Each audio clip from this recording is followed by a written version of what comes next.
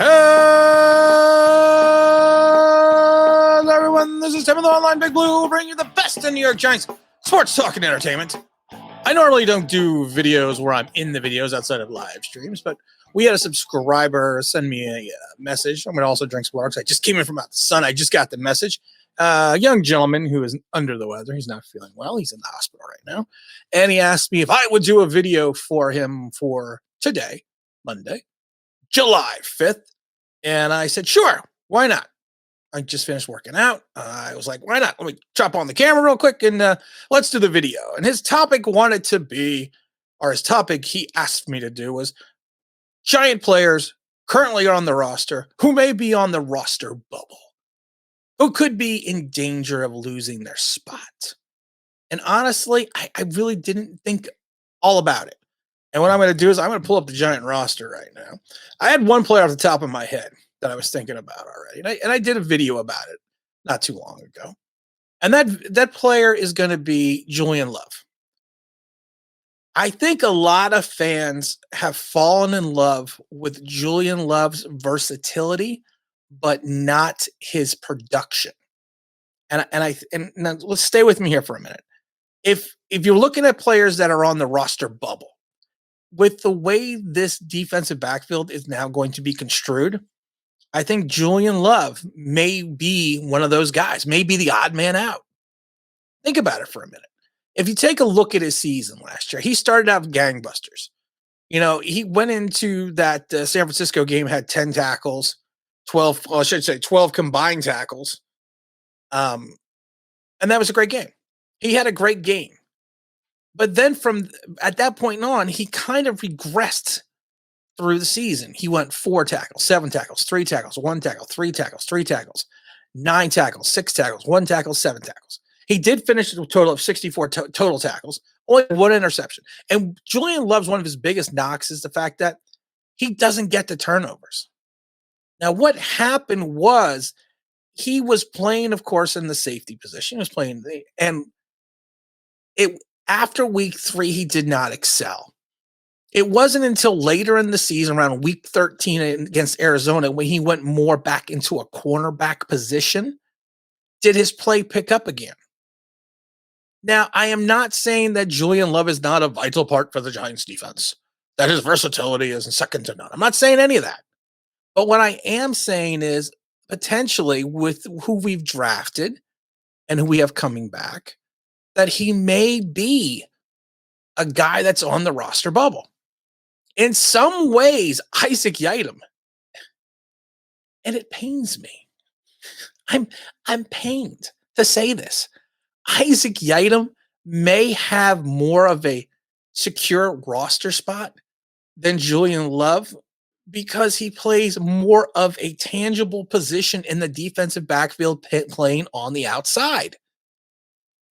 Isaac Yiadom, for all of his faults and all of his issues, has the ability at times to play a press corner coverage, which we're probably going to have to use more of.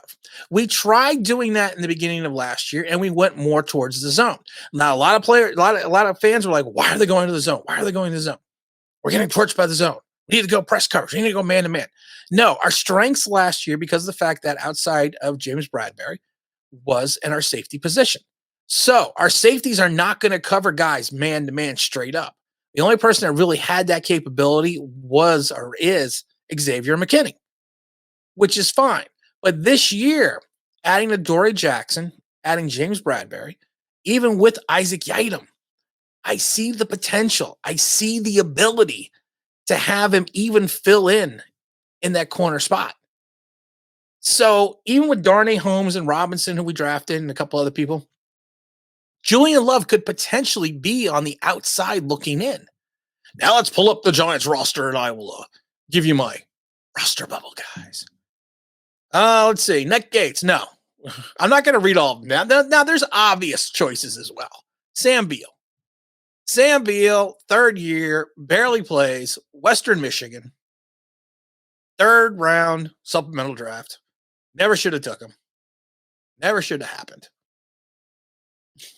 Well, you know what? He was not a bad pick. I actually liked the pick, but he may not even be on the roster bubble. His bubble may have already popped. Pop goes the weasel, goes the weasel, goes pop. Unless he shows something spectacular, I have no faith in Sam Beal making this roster. And then you also can break it down to Madre Harper. Madre Harper, like I said, was out of Southern Illinois. He was the steal from Joe Judge. He plucked him off the Raiders roster. He was going to be something special. Yeah, special teamer. But you know what? I couldn't even be a special teamer in the NFL. I was barely one in college. Now let's look who else we could be looking at that could be gone or on the bubble. RJ McIntosh. Dude's been here 4 years out of Miami. I personally had high hopes for him. Yeah, that didn't work out too well, no, did it? It didn't work out well at all for him. I still worry about Will Hernandez. I think Will Hernandez going into his 4th year at UTEP has to show something. There was that okay rookie season and then a degression the last 2 seasons. Or regression. I don't think degression's a word. I'm going to Google that. No, it's not a word. But I think he could be on the bubble as well. Chad Slade, he's on the bubble. 2 other linebackers that really need to show something this year is going to be TJ Brunson and Cam Brown. TJ Brunson and Cam Brown, late round picks, Penn State, South Carolina. I wouldn't say showed a tenacity for the position. I think between Carter Coughlin and Tay Crowder, you had more of an opportunity with them. I think both these guys late round draft choice are also going to be on the bubble. I think Devontae Downs is going to be on the bubble. I think Devontae Downs should never have been a starting linebacker for the New York Football Giants. Never. I remember when they signed him and they were like, well, he's going to be a starter. He's doing awesome in camp. Yeah, awesome in camp translated to what? Man, nothing. Again, good special teams guy. Not knocking special teams. You need special teams. Let's see what else we have here because I can barely see today. I think Reggie Ragland's gonna be safe. He's gonna fill. He got that short contract. He's gonna fill in nicely with Blake Martinez. O'Shane Ximenez out of Old Dominion had 10.5 sacks his last season in college. I was expecting a lot. I have an O'Shane Ximenez jersey. I bought an O'Shane Ximenez jersey. I'm not afraid to say that. I bought a number 53 that did not have Carson written on the back. He showed a little bit with 4.5 sacks that first year, got hurt last year, but he only had 1 move coming out of college. And the problem is he has not progressed from that 1 move. So you have to hope that he turns into something because I think it's going to be difficult for him to make this roster as well. I think Zach Fulton, our pickup out of Tennessee, he went to Tennessee. I think it was also at the Titans, yeah. Or the Texans. The Texans. Was it the Texans? I can't remember. Yeah, it was the Texans. The nicest thing they could say about him in Texas was he can't pass block. So I think he's going to have an uphill battle. I think Jonathan Harris will be okay. I think he may try to slide him into the starting position and then allow Nick Gates to move to guard, which I think would be smart. They're not going to get rid of Nate Solder. Mike Glennon's safe. Let's see here. I'm just looking to see if there's anyone else that I'm Elijah Penny.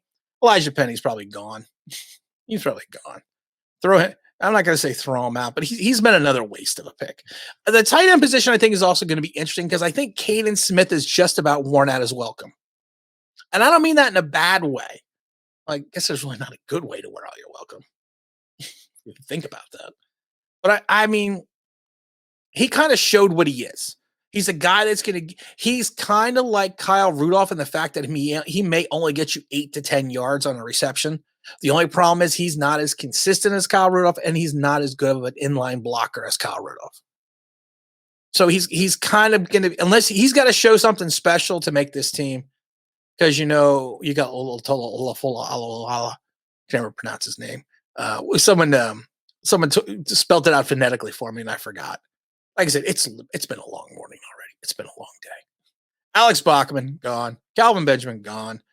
CJ Board probably still here. Austin Mack gone. Dante Pettis here. John Ross IR. David Sills. I don't know. He was everyone's glamour boy last year. He was going to be the big guy. He was Victor Cruz 2.0. Yeah. 2.0 out the door. But I don't think he's going to be much of a contributor. And I think that's really it. I mean, that's really what I'm looking at. Like I said, I don't do a lot of on camera stuff, but like I said, this is kind of a special occasion because the young gentleman did tell me he's kind of ill. So we wish him, he asked me that I didn't say his name, but we wish him well. We wish him best here at Online Big Blue. Hopefully he recovers quickly. He can come. He does leave a lot of comments, so that's going to be fun. Hopefully he'll come back. I mean, fun when he comes back. It's not fun to be in the hospital. I can tell you that. We're going to have some good videos coming up the rest of this week, so stay tuned. And you know what? And again, this is Tim with Online Big Blue, bringing you the best in New York Giants sports talk and entertainment. And as always, if you could like, if you subscribe, ring that bell, you know what it means? That'd be awesome.